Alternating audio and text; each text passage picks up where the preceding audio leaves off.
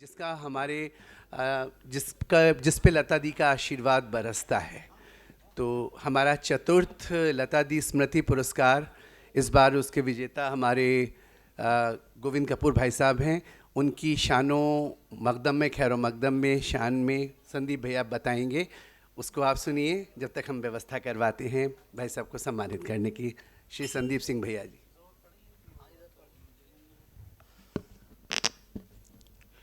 लाख दिए जला लीजिए महफिल में, लाख दिए जला लीजिए महफिल में, मगर रोशनी तो हमारे आने से ही होगी।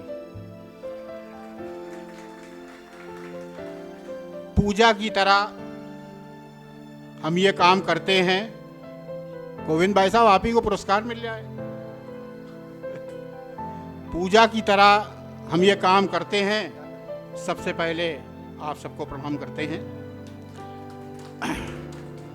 इस अजीमोशान महफिल में जलवा फरोज हमारे सभी सुरों के शहंशाह, गीत संगीत के कदरदानों, हमारे मोअज़्ज़िज़ मेहमानों को एक अदने से संदीप सिंह का नमस्कार, सलाम। जैसा कि आप सबको मालूम ही है, वक्त काफ़ी हो चुका है और मैं बोलता जाता हूँ, कोशिश करूँगा कम बोलूँ, क्योंकि डॉक्टर साहब इसीलिए पीछे खड़े हैं। अच्छा, कोई बात नहीं।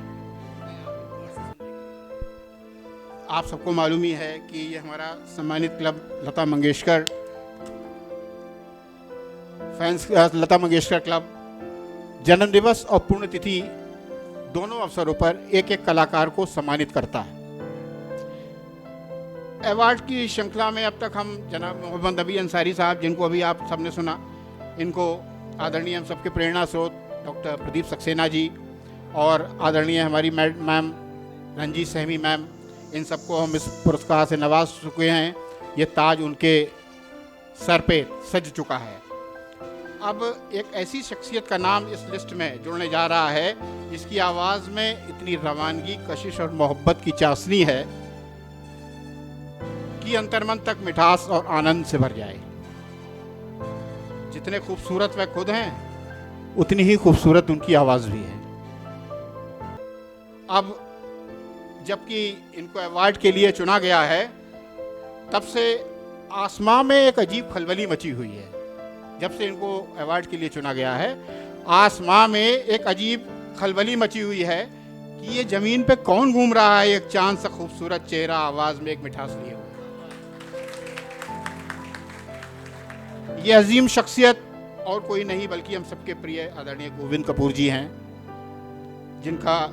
जिनको पूरा जिला जूनियर किशोर कुमार के नाम से भी जानता है। करीब आने से चलता है शख्सियत का पता, करीब आने से चलता है शख्सियत का पता, ज़मीन से तो चांद जरा सा दिखाई देता है। जब इनके करीब आदमी आता है तो महसूस करता है कि ये कैसी अजीम और शान शख्सियत है। खुश नसीब है हम लोग जो गोविंद भाई साहब का हम लोगों को स्नेह मिला, सानिध्य मिला। गोविंद कपूर साहब का जन्म 1 जुलाई 1954 को हुआ था। इनके पिता रघुनाथ कपूर एक श्रेष्ठ जाने माने श्रृंगार रस के कवि थे और काव्य पाठ के लिए प्रदेश के अलग अलग जिलों में जाया करते थे। गोविंद जी ने ड्रमंड कॉलेज के बाद उपाधि महाविद्यालय से राजनीति शास्त्र से पोस्ट ग्रेजुएशन किया। कॉलेज के दिनों में एक कार्यक्रम में इन्हें गोपाल दास नीरज का किरदार सौंपा गया था। यह एक जनपदीय रैली थी।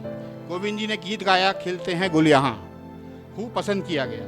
रीजनल रैली के लिए बिजनौर भेजा गया, वहाँ प्रथम पुरस्कार हासिल किया। 1984 में युवक संघ पुस्तकालय में मुकेश नाइट हुई, जिसमें द्वितीय पुरस्कार इनको मिला। उनके मुख से किशोर कुमार के गाने बहुत सधे हुए लगते थे। ऐसा प्रतीत होता था मानो किशोर कुमार स्वयं गा रहे हैं। शोहरत बढ़ती गई, कार्यक्रमों में गाना गाने के लिए आमंत्रण मिलना शुरू हो गया। कपूर साहब एक बार फिर अपने पिता के साथ एक कार्यक्रम में बरेली गए कवि सम्मेलन सुनने के लिए। उन दिनों हास्य व्यंग के एक श्रेष्ठ कवि काका हाथरसी की शोहरत बुलंदी पर थी। उनका वहाँ कार्यक्रम था, भारी भीड़ जमा थी। किसी कारणवश काका हाथरसी को थोड़ा सा विलम्ब हो गया, लोगों ने हूटिंग शुरू कर दी। कुछ और नहीं सूझा तो इनके वालिद साहब, इनके पिताजी गोविंद रघुनाथ कपूर साहब ने कहा कि ऐसा है, तुम माइक संभालो, तुम कुछ गाना शुरू कर दो। इन्होंने माइक संभाला। उस समय इनकी अवस्था सिर्फ 10 वर्ष की थी। इन्होंने माइक संभाला और गीत गाना शुरू किया तो लोग खामोश से हो गए। जैसे हम लोगों ने कृपा दीक्षित का गाना सुना तो मेरे टांग कांप रहे थे। क्षितिज गाता है हमारा तो अजीब सी सनसनी सी महसूस होती है। उसी तरह से जब 10 साल के बालक को इतने कठिन और इतने सधे हुए स्वर में गाते हुए सुना तो वहाँ लोगों को बड़ा पसंद आया, खूब तालियां बजी।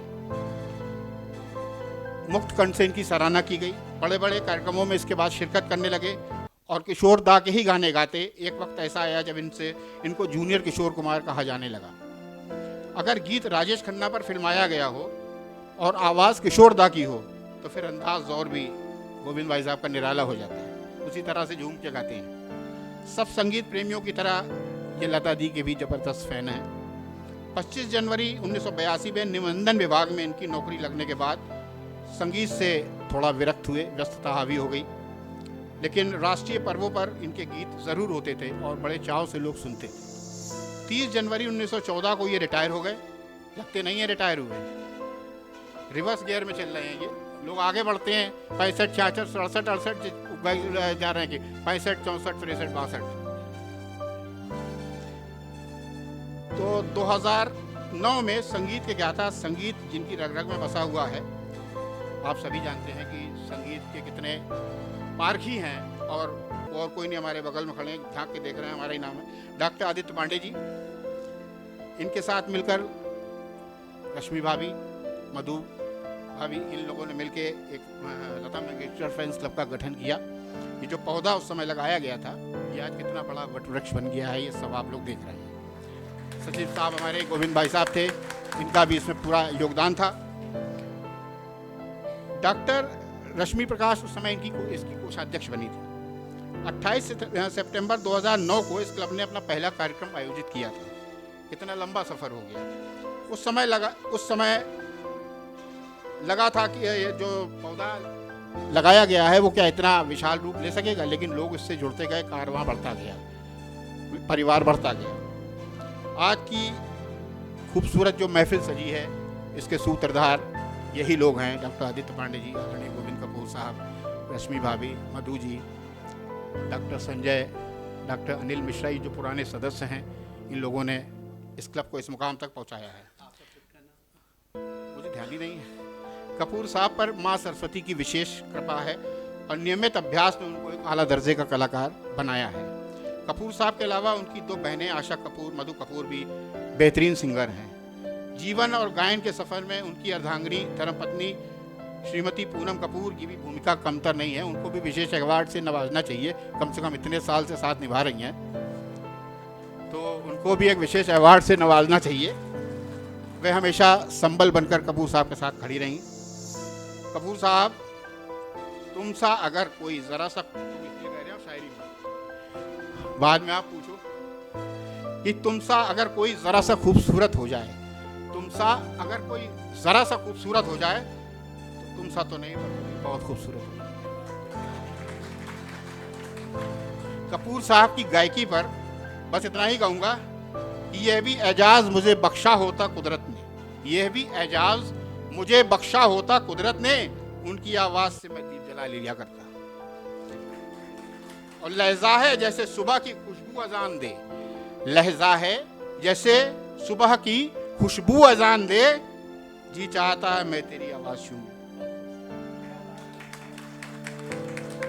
अब मैं जूनियर किशोर कुमार हमारे गोविंद भाई साहब को बड़ी इज्जत और एहतराम के साथ मंच पर बुलाना चाहूँगा। डॉक्टर आदित्य पांडे जी से चाहूँगा कि वो उनको मंच तक ले जाएं और इन पंक्तियों के साथ मैं आपको बुलाता हूँ कि चढ़ता है नज़रों में शख्स तो बस अपने किरदार से, चढ़ता है नज़रों में शख्स तो बस अपने किरदार से, और यूं ही किसी इंसान की इज्जत नहीं होती।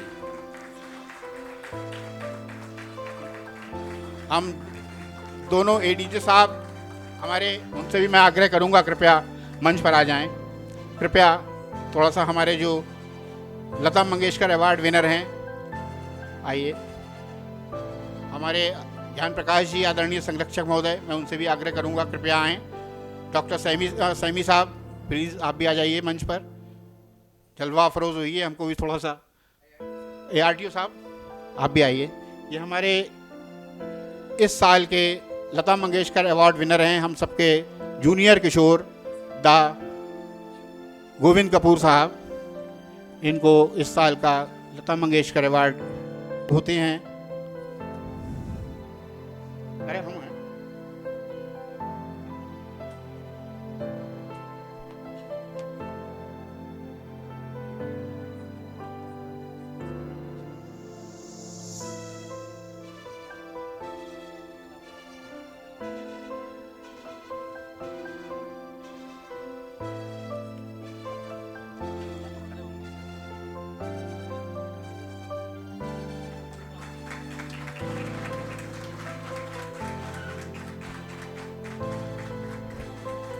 आदरणीय गोविंद कपूर साहब को लता मंगेशकर अवार्ड से नवाजा जा रहा है।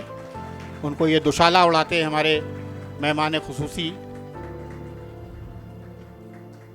ये उनको अवार्ड सौंपा गया।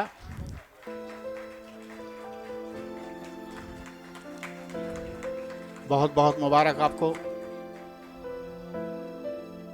आपकी आवाज़ की मिठास कायम रहे, आपके चेहरे पे इसी तरह से नूर बरसता रहे और हम आपकी शान में कसीदे पढ़ते रहें। सर्टिफिकेशन हमारे आदरणीय डॉक्टर परविंदर सिंह सहमी जी के द्वारा हमको प्रेषित किया गया है। और कितनी प्यारी बात है कि हर वो कलाकार जो लता दी स्मृति पुरस्कार से नवाजा जाएगा उसका सर्टिफिकेशन हमारे डॉक्टर सहमी साहब करेंगे। हम जोरदार तालियों से उनकी इस भावना का सम्मान करते हैं और ये सर्टिफिकेट तो सहमी सर ही देंगे उनको।